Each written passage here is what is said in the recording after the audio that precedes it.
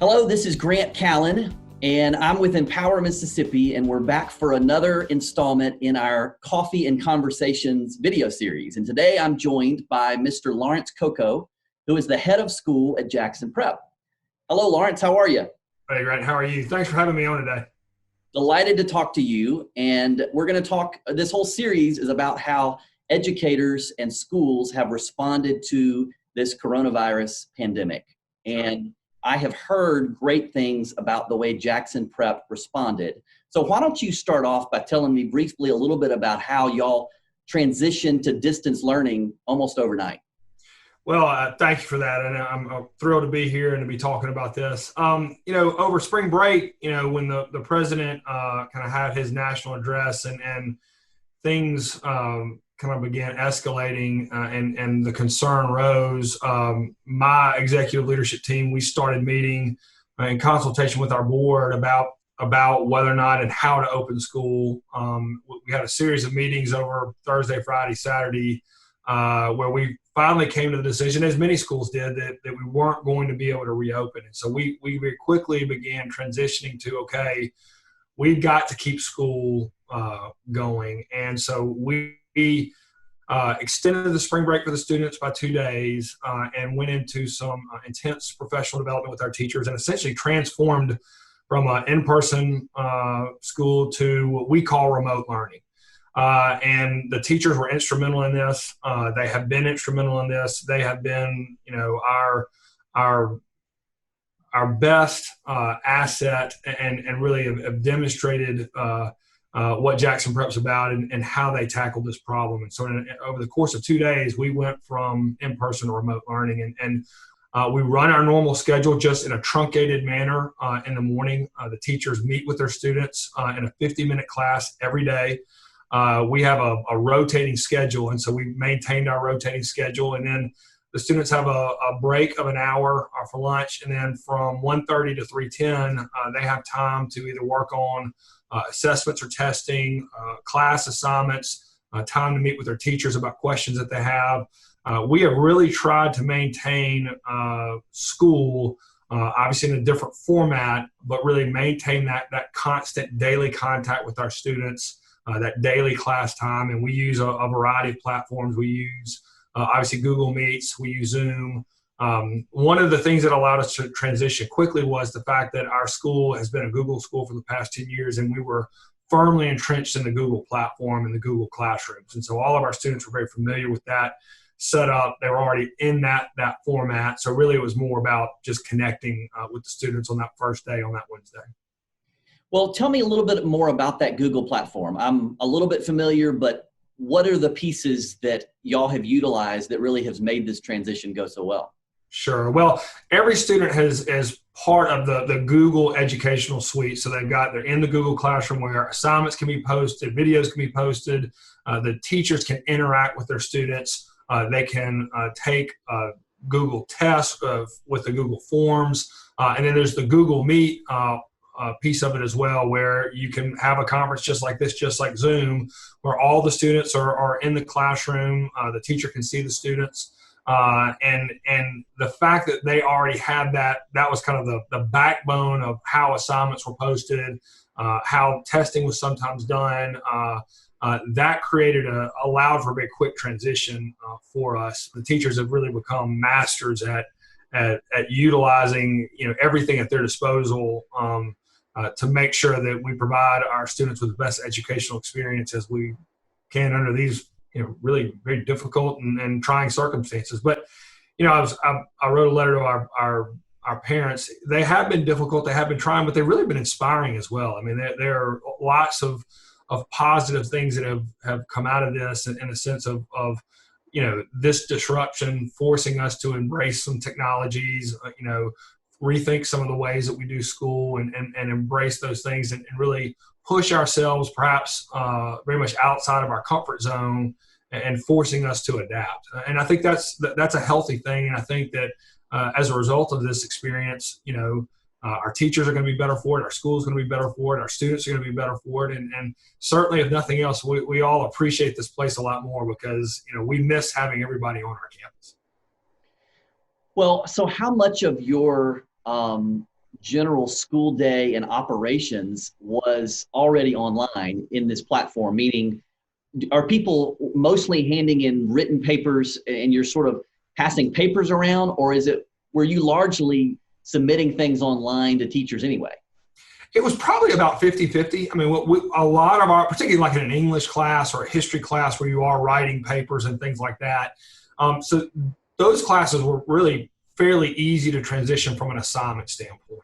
The math classes were a little trickier. The science classes are a little trickier, particularly classes that have a lab where there's a tactile physical thing that you're doing. And our science teachers have done a great job of learning how to recreate those labs, and like a physics lab, at having the individual students do those things at their house.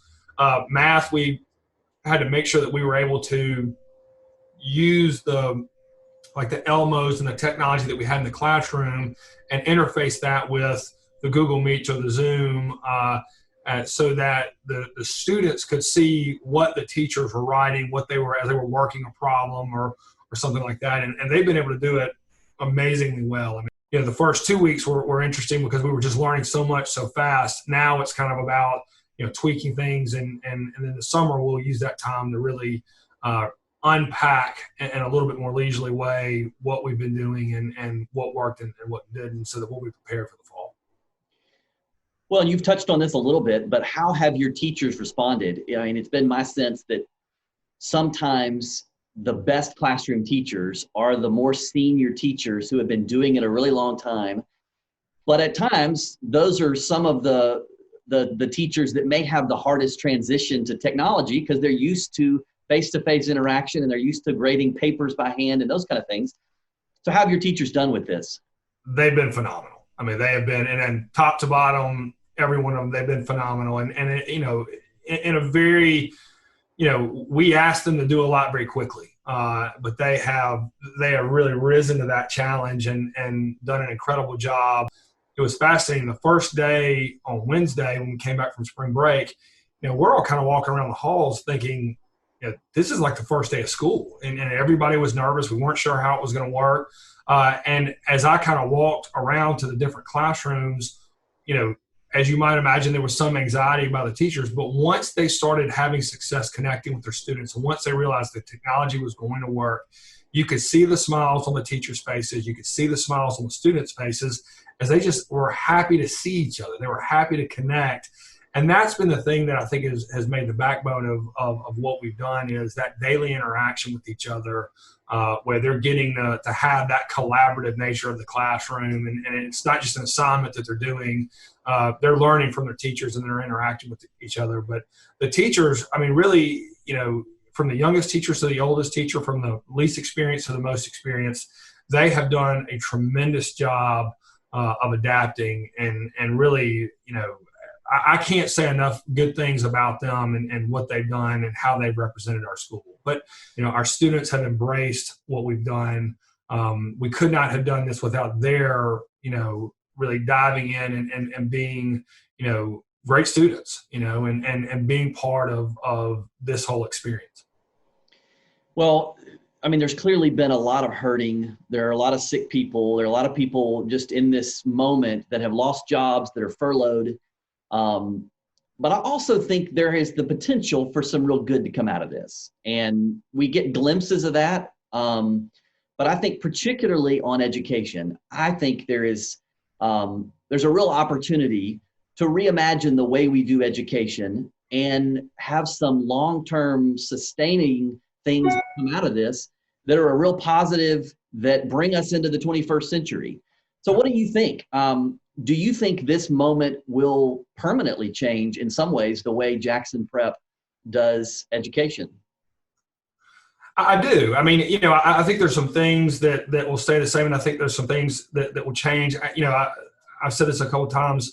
I don't think you can unring this bell. I think this bell has been rung, and we're not going to go back to the way that we all did things before. I think from an administrative standpoint, it has an impact. I think from the classroom, it certainly, breaks down barriers that I think we've always felt like were there, and shown that remote learning is a viable way of providing an educational experience. And we're, looking very hard at how we can capitalize on that, and expand Prep's educational footprint.